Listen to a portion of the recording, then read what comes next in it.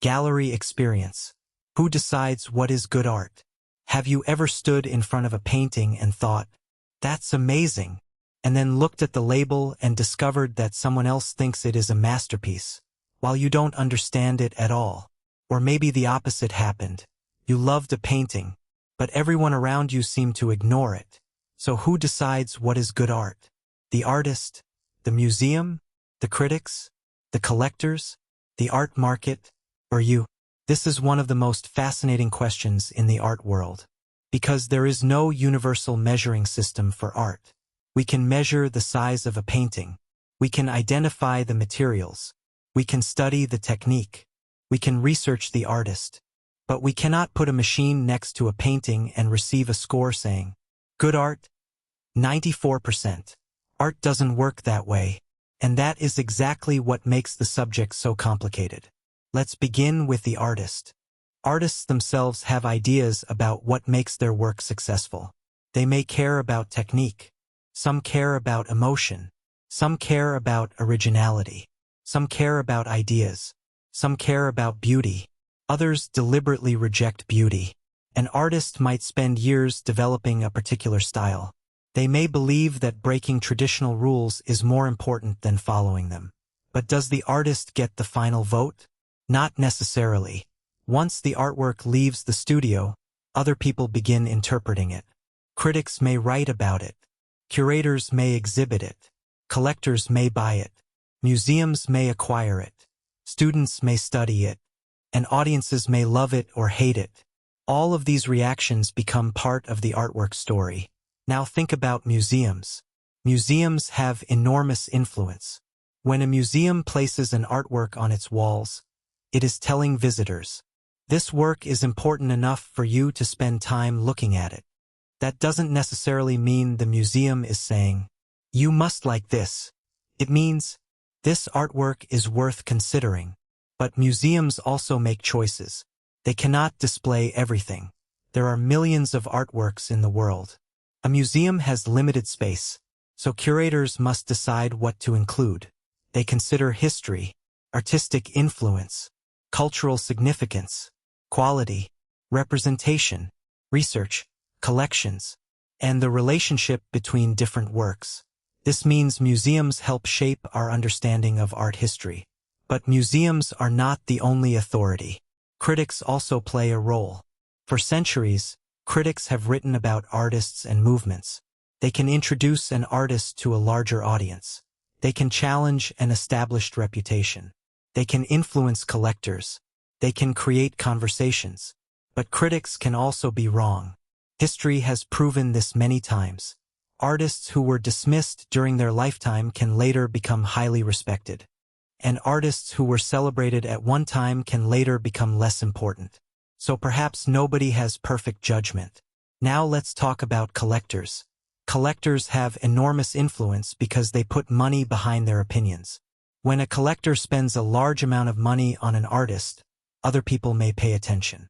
Perhaps another collector thinks, "If they are buying this artist, maybe I should look more carefully." Demand can increase. Prices can rise. The artist becomes more visible. And suddenly the market begins to reinforce the artist's reputation. But this creates an interesting question. Does expensive art become important because it is good? Or does it become expensive because people believe it is important? Sometimes those two things support each other, but they are not necessarily the same. This is why the art market can be confusing. Price is not the same as quality. A painting worth millions is not automatically better than a painting worth $500. And a painting worth $500 is not automatically less meaningful. Money measures market demand. It doesn't perfectly measure artistic quality. Now let's bring the most important person into the conversation. You, the viewer. When you stand in front of a painting, you bring your own experiences, your memories, your culture, your age, your emotions, your personal taste, your knowledge. All of these things influence what you see. Two people can look at exactly the same painting and experience completely different things. One person sees beauty, another sees sadness, another sees nothing special, another becomes deeply emotional. Which person is correct? perhaps all of them, because art is not only something the artist creates. It is also something the viewer experiences, and that experience matters. This is especially important when looking at contemporary art. Sometimes people feel embarrassed because they don't understand a work. They look around the gallery. Everyone seems serious. Someone is reading the museum label. Another person is nodding thoughtfully, and the viewer thinks, maybe I'm the only one who doesn't understand this. But you don't need to pretend. If you don't understand something, ask questions. Why was it created? What was happening when it was made? What is the artist trying to communicate? Why did the museum choose to display it? What do other people see? Understanding doesn't require pretending. Curiosity is enough, and you are allowed to dislike something after understanding it. In fact, that's a healthy relationship with art. You don't have to accept the opinion of the museum. You don't have to agree with the critic. You don't have to like what collectors are buying. You can say, I understand why this is historically important, but it isn't for me. That's a perfectly reasonable response. Now let's think about beauty. For a long time, beauty was one of the most important standards in Western art. Artists were trained to create ideal proportions, beautiful landscapes, elegant portraits, harmonious compositions. But modern art challenged many of those ideas. Artists began asking, does art have to be beautiful? Can ugliness be meaningful? Can ordinary objects become art? Can an idea be more important than craftsmanship? Can art make people uncomfortable? Can art ask a question without providing an answer?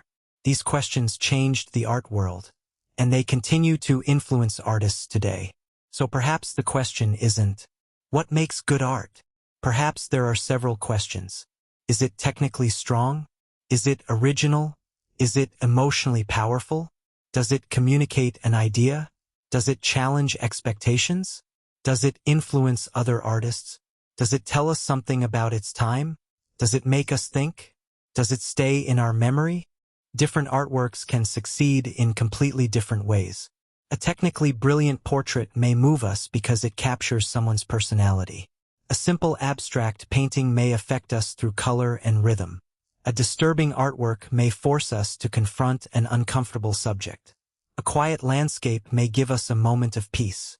They don't need to accomplish the same thing. And perhaps that's the most important lesson. Good art doesn't have to look a certain way. It doesn't have to be expensive. It doesn't have to be famous. It doesn't have to be approved by a museum. And it doesn't have to be liked by everyone. Sometimes good art simply creates a meaningful experience. It makes you stop. It makes you feel. It makes you think. It makes you question something. Or perhaps it makes you see something familiar in a completely different way. So who decides what is good art? The truth is, no single person does. Artists influence the conversation. Museums influence it.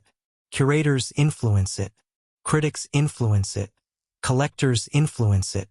History influences it. And audiences influence it. But ultimately, when you stand alone in front of a painting, you have your own response. You don't need permission to have it. You don't need to pretend. You don't need to like something because someone says it is important. Look closely. Think about it. Learn its story. And then decide what it means to you. Because perhaps the most interesting thing about art is not that everyone agrees. It is that one painting can make 100 people feel 100 different things. And that conversation may be part of what makes the artwork worth looking at. This is the gallery experience.